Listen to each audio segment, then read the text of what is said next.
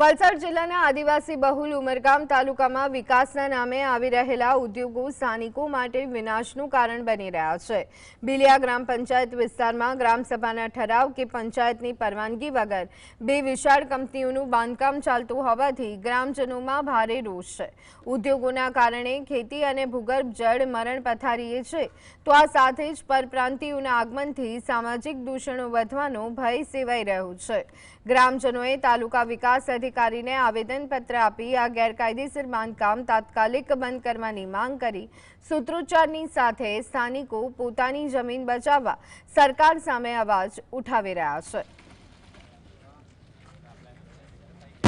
त्यारे बी अमे लोको बधा बार नौकरी करवा जता ज हता, कोई वाणमां जता हता, कोई एम तेम नौकरी करीने बधा जीवता हता।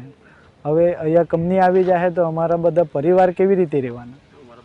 अमरा बाजू में बहु कंपनी बधी सारी कामनी पोजिशन एवी है कि त्या आदिवासी जे समाज है त्याना बधी लेडीसो रात्रे निकली नहीं सकता।